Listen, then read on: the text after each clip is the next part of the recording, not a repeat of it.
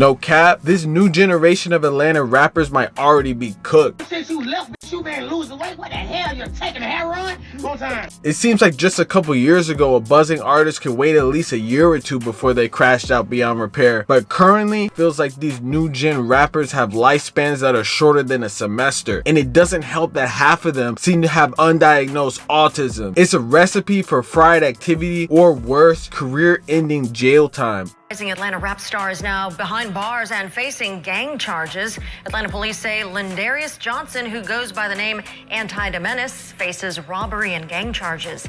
He's a big name in the local underground rap scene. And ANTIDAMENACE is a perfect example of that. I've never seen a rapper go from the most relevant artist in the underground scene, starting a whole wave of overly trimmed screaming on Atlanta drill beats that almost started to catch a wave nationally. You know, all that work just to get straight up locked up for a crazy beef with seemingly no chance of getting out within the foreseeable future. We talking about career-ending jail time, just looking at how fast the music scene switches up. No cap, bruh, his career trajectory looking worse than Diddy right now. To reflect on the darkest times in your life, sometimes you gotta do that. To add insult to injury, just a couple days ago, it went viral that bro couldn't even afford a lawyer. So now his fate is in the hands of a public defender. You obviously gotta be making some pretty poor decisions to throw away a relevant rap career with a life in the streets at this level. Going from major cosigns to holding Rusty Shanks in Rice Street jail photo shoots. It's a downfall only a special ed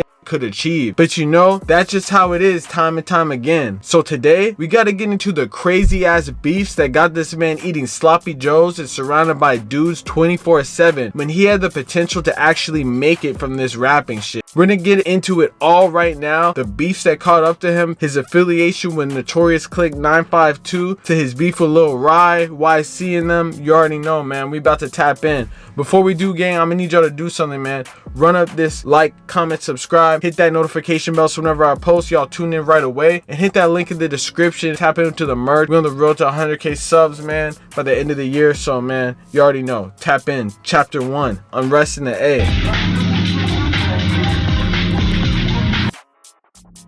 Just like most major cities all over the globe, Atlanta is no stranger to having inner city areas where the less fortunate are basically forced to make it out in a crab in a bucket mentality. ANTIDAMENACE was a product of one of those areas, and that could be the very reason why he's still stuck in that mindset. Growing up in the west side of Atlanta came with its own unique challenges, but trying to rap within the city at that time is an even crazier gamble. Growing up, he describes the streets of the west side as wicked and violent, full of people trying to slime you out because that was done to them. Even though in the present time he ended up crashing out, he originally looked at music as an outlet to try to make it out of his situation. Personally, I feel like he probably went through the same phases that most rappers go through. He probably started rapping normally for a long time, saw that there was no money or no fans and trying to be like everyone else, so he took his time to make his own sound. It just so happens that his own sound is a straight up lunatic screaming on the mic, but that should be riding for real sometimes if you geek. He states that at the beginning he had no push or anyone riding for him in his corner, and I really believe that is what led him to being involved with the notorious West Side gang called 952. In a crazy twist of fate, ANTIDAMENACE would first get discovered by NFL former football player Demaryius Thomas, wide receiver from the Broncos, who actually ended up dying in 2021. But that was the first person that he actually signed to that basically gave him the initial push that he needed to break out to the mainstream. However, sometime after the unfortunate passing of Demaryius Thomas, ANTIDAMENACE ended up getting associated to a group called 952. 952 is an offshoot of a group with close affiliation to Rollo and Famgoon. A lot of times in the rap world, people believe you have to have some type of affiliation with a gang for protection or connections in the streets and music. ANTIDAMENACE began to closely associate himself with 952, even apparently getting signed to 952 the label, and unfortunately for him, that already directly put a large target on his back, which gets us into why the feds exactly are trying to take down 952 altogether in chapter 2.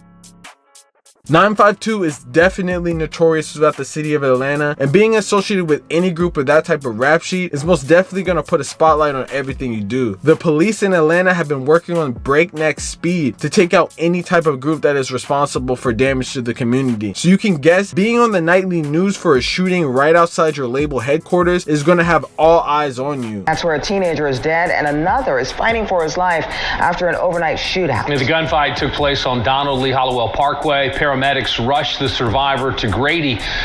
Well, this was all part of Operation Heatwave. It's a data and weapon-driven operation. The data-driven strategy already successful this summer. New body camera video shows officers arresting Jaquan Felts on Donald Lee Hollowell Parkway. Police say he's a suspected member of the 952 gang and was wanted for the murder of 18-year-old Dominic McKibbins, who was shot and killed outside of the 952 DeLabel recording studio on Donald Lee Hollowell Parkway in May, a place police believe the gang frequents often. The reason why you're in custody? Because you have warrants for your arrest. Police say Cameron Kindred, Quintavious Williams, Marcus Foley, and Nitavious Davis are also suspected 952 gang members and were arrested too last month. All 5 men are now facing felony murder charges. On the night of May 23rd, 2023, an 18-year-old soon-to-be high school grad was gunned down right in front of the 952 studio. Officers were called shortly before 11:15 p.m. to the 2500 block of Donald Lee Holloway Parkway after a report of a shooting, Atlanta police officers say. They said they found 2 teens suffering from gunshot wounds near a recording studio. Medics pronounced 18-year-old Dominic McKibbins dead at the scene. The other team was rushed to an area hospital in critical condition. Several days later, investigators got promising leads through what they said was following the data, which I assume is looking on Instagram. And investigators said all 5 suspects who were arrested, Cameron Kindred, Jaquan Felts, Quintavious Williams, Marcus Foley, and Nitavious Davis, were connected to the 952 gang and the murder of Dominic McKibbins. They believe the 952 gang frequents the recording studio, and they said data helped them track down the 5 suspects. This was just the start of the feds looking to crack down on anyone affiliated with 952. And it seems like ever since that shooting, APD has been taking tabs of 952 members using some type of advanced analytical data. If I were to guess, it would probably be just watching social media and the songs that they drop. You know, it's not rocket science. But ANTIDAMENACE at the time thankfully did not get caught up in that situation. But several high-profile beefs with others in the city definitely put him on the feds' radar. And the most public that I've seen in this ongoing situation is that with Lil Rai. One of the most vocal beefs with Anti that's been going on in the city is with Lil Rai. I feel like Lil Rai's involvement in the Atlanta scene is one of the craziest things I've seen in general, not gonna lie. See, this dude is not even from the city of Atlanta, let alone the state of Georgia in the first place. But when his music started hitting and got the attention of Gucci Mane a couple years ago, Rai did the sensible thing, you know, that any real artist would do, you know, go head first straight into a beef that doesn't concern him and pay the consequences dearly. It's like if Chris Brown took his blood ties dumb serious and started trying to spin on ops himself. It's a bad example, but you get the point. This is how he and Anti even got in such bad terms, and unfortunately resulted in one of Anti's close member getting his chain snatched, you know, straight greasy neck tour, which we'll get into later. But first, we gotta explain how things got so bad. When Lil Rai came to the A, he was tapped in with the members of notorious South Atlanta organization called 5L, aka the Henchmen, a group with infamous members like Ola Runt, Benji Bluebells, you know, them. At first, most of these groups like 952, 5L, and all them, they just coexisted. I mean, most of these groups are like 30 minutes away from each other, so it doesn't even make sense to have beef in the first place. However, 5L started to have a lot of problems with other groups like Homicide and apparently 4L, so the landscape would change. But the way they ended up hitting with 952 is some legendary crazy crash out shit. The unexpected death of the brother of 5L's most infamous member, Ola Runt, would definitely have a major toll in this beef. Teenagers are in jail right now charged with murdering 2 other teens. It's a big break in a case we've been following since it happened a week and a half ago. Atlanta police say the shooting near Atlantic Station was gang related. On November 26, 2022, just a couple days after Thanksgiving, police were called to the 17th Street area of downtown Atlanta near Atlantic Station after reports of gunfire and a large group of teens being seen causing a disruption. Atlanta police officers were initially called around 8 p.m. to Market Street after receiving a report of multiple people shot. Police said an off-duty Atlanta police officer and Atlantic Station security guards had escorted a group of minors for disorderly behavior. Police said something caused the situation to escalate to gunfire, and apparently members of a group called YC, most notably the crazy crash out shooter Lil Perk, had just decided to mob onto Atlantic Station in a large group. At the same time, Lil Cam, aka Cameron Jackson, was seen on surveillance riding a scooter throughout the area as he was known to do. Following the large groups being kicked out of the station, a Fulton County District Attorney told the court that Zion Charles, Cameron Jackson, and another friend then left the scene on scooters. They were crossing the 17th Street Bridge when someone shouted, "There goes Cam." Gunfire erupted, with Lil Cam getting gunned down on the spot, with a 12-year-old Zion Charles getting taken out too, even though he was a alleged member of YC. Surveillance footage then shows the large group of YC teens running into the Atlantic station to split up and board the train. One of the people you can clearly make out on video was YC rapper Lil Perk, who was bragging about doing the drill. Apparently at that time, YC was seen as having a good relationship with 952, even though since then, Anti has actually gone on to diss Zion Charles, which honestly doesn't even make sense. Like, why are you dissing a middle schooler who was an apparent member of YC? You know, not thinking straight, bro. But it's safe to say the whole incident made 5L look at these groups entirely different and have an issue with 952. Not to mention, ANTIDAMENACE was seen clicking up with members of 4L, you know, the infamous alleged gang from Paradise East Apartments with connections to Young Nudy, 21 Savage, and No Plug in them. And at the same time, it seemed like a smart decision for him. A couple crash out incidents later would definitely probably make ANTIDAMENACE regret his decision in the long run though. Things were already bad between those two groups, but then an infamous situation at Atlantic Square Mall would go down and crash out history as one of the dumbest encounters that I can remember. I can basically sum it up by saying that 5L member Lil Rye went to the Atlantic Square Mall, got jumped, got his clothes stolen, and got threatened to get ran out of the city. I know, bro, you cannot make this shit up. The internet be undefeated. It all started in early November of 2023. Lil Rye decided to pull up to Atlantic Square Mall 2 deep, despite having issues with a lot of groups in the area. Eventually, alleged members of 4L would run into him in the mall, and complete chaos would ensue in the betting section of Macy's. I don't know if y'all remember that video, but it was legit the saddest thing I've ever seen, and it went viral. But dude basically got jumped, all his clothes stolen, and then got told by the members of 4L to get out of the city. Anti, who had close ties to 4L at the time, would go on to troll Lil Rye and make fun of the situation. No cap though, I'm glad everyone survived and there was no shooting or anything, which honestly is pretty commendable when looking at the way these niggas be crashing out. But you kind of low-key gotta admit that the shit is a little bit funny. Like, bro pulled up the next day trying to get his get back, Lil Rye did, even though no one was there, and got banned by the mall security. You know, big 26K, you know, B5L, you know, 4LK, okay, Trey K. Let me ask you a question, brody. So look, so you just got into a little dispute that happened yesterday, right? Yeah, in here.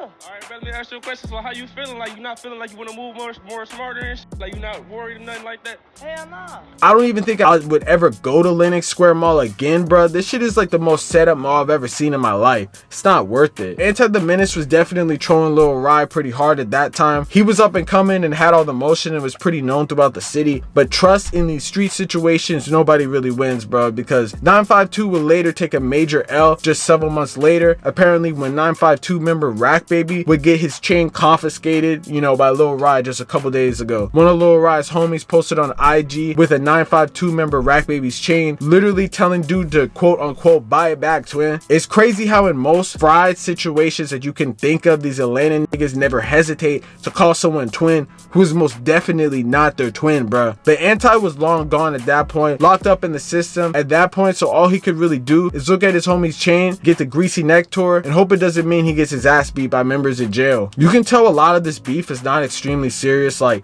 yeah, people be getting their ass beat over it and chain snatched, but thankfully, at least in the ANTIDAMENACE round, no one has really lost their life from it. In fact, it seems like the only person who really took the biggest L is Anti. Out of all the up and coming dudes in the scene, he's the main one who's locked up right now and might get forgotten about, while others like Baby Kia, Lil Rye, Lil Meat and them are pretty much still wreaking havoc on the scene or just focusing on music. I wouldn't be surprised if they end up getting arrested too though, if they keep up with the internet crash out shit, because it seems like a lot of them have actually started focusing on music though. But the DA, the police, they're definitely looking to crack down on all this stuff, so I would not be surprised.